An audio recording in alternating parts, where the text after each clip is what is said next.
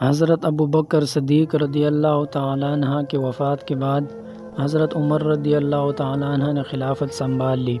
خلافت سنبھالنے کے بعد وہ آس پاس کے حالات معلوم کرنے گئے تو باتوں میں کچھ لوگوں نے حضرت عمر رضی اللہ تعالیٰ عنہ کو بتایا کہ حضرت ابو بکر صدیق رضی اللہ تعالیٰ عنہ روزانہ نماز کے بعد کچھ اناج لے کر ایک طرف کو چلے جاتے، لیکن کوئی بھی نہ جانتا تھا کہ وہ کدھر کیا کرنے گئے ہیں۔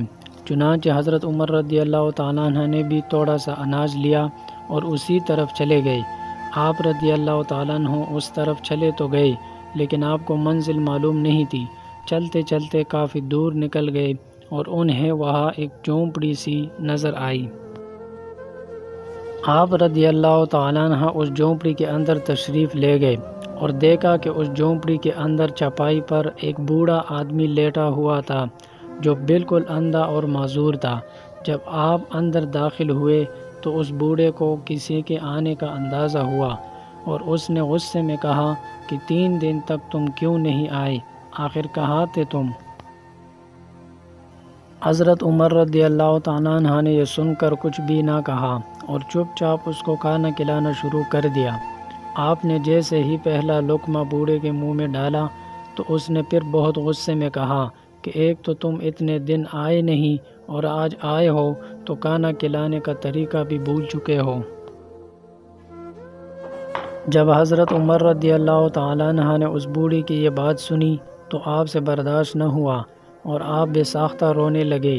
پھر آپ نے اپنے آپ کو سنبھالا اور اس بوڑھے سے کہا کہ میں وہ پہلے والا آدمی نہیں ہوں بلکہ میں عمر ہوں، اور وہ جو یہاں پہلے آیا کرتے تھے وہ کوئی اور نہیں بلکہ وہ حضور کے بعد سب سے اعلیٰ مرتبے والا سیدنا ابو بکر صدیق رضی اللہ تعالیٰ عنہ تھے۔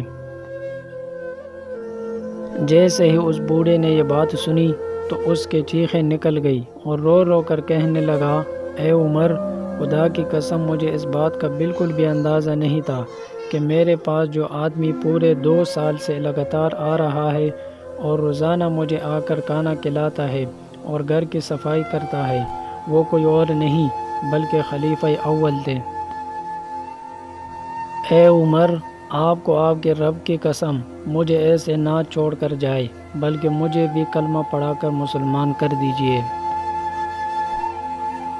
ایک دفعہ حضرت عمر رضی اللہ تعالیٰ عنہ کے زمانے میں عرب میں قحط پڑ گیا اور قحط بہت ہی شدید قسم کا تھا۔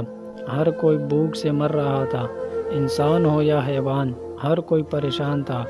خود حضرت عمر رضی اللہ تعالیٰ عنہ بھی بہت پریشان تھے۔ حضرت عمر رضی اللہ تعالیٰ عنہ نے قسم کھائی کہ جب تک گھی گوشت وغیرہ بازار میں عام نہ جائے اور ہر آدمی اس کو کھا نہ لے تب تک میں یہ چیزیں نہ کھاؤں گا۔ سبحان اللہ۔ کچھ عرصہ بعد کچھ تاجر دور دراز کے علاقوں سے تھوڑا بہت گھی اور گوشت بازار میں لے آئے۔ حضرت عمر رضی اللہ تعالیٰ عنہ کا غلام اس وقت بازار میں ہی موجود تھا، چنانچہ اس نے کچھ گوشت خرید لیا۔ جب وہ گوشت لے کر حضرت عمر رضی اللہ تعالیٰ عنہ کی خدمت میں حاضر ہوا تو حضرت عمر رضی اللہ تعالیٰ عنہ نے پوچھا کہ یہ کہاں سے لائے ہو؟ غلام نے جواب دیا کہ بازار میں کچھ تاجر بیچ رہے تھے، چنانچہ میں لے آیا۔ حضرت عمر رضی اللہ تعالیٰ عنہ نے جواب دیا کہ میں ہرگز یہ نہ کھاؤں گا۔ غلام نے عرض کیا کہ حضرت آپ کی قسم تو پوری ہو گئی، اب یہ چیزیں بازار میں موجود ہے۔ حضرت عمر رضی اللہ تعالیٰ نے جواب دیا، نہیں، میری قسم اس وقت پوری ہوگی جب ان چیزوں کو ہر آدمی چاہے غریب ہو یا امیر خرید سکے اور کھا سکے۔ اب خواہ مخواہ مجھے پریشان نہ کرو اور یہ چیزیں لے جا کر غریبوں میں بانٹ دو، میں ہرگز یہ چیزیں نہ کھاؤں گا۔ سبحان اللہ، قربان جائے حضرت عمر رضی اللہ تعالیٰ عنہ کی شان پر، حالانکہ کم و بیش 22 لاکھ مربع میل کے حاکم تھے، لیکن اللہ کی شان کہ آپ کے دور حکومت میں کوئی بھی آدمی ایک رات بھی بھوکا نہ سویا تھا۔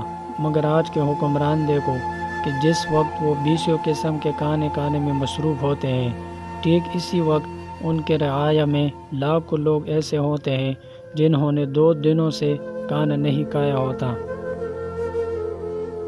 آخر میں اللہ تعالیٰ سے دعا ہے کہ اللہ تعالیٰ ہمیں حضرت عمر رضی اللہ تعالیٰ عنہ جیسا حکمران عطا کرے تاکہ اسلام بھی پھیلے اور قوم میں غربت بھی ختم ہو۔ آمین۔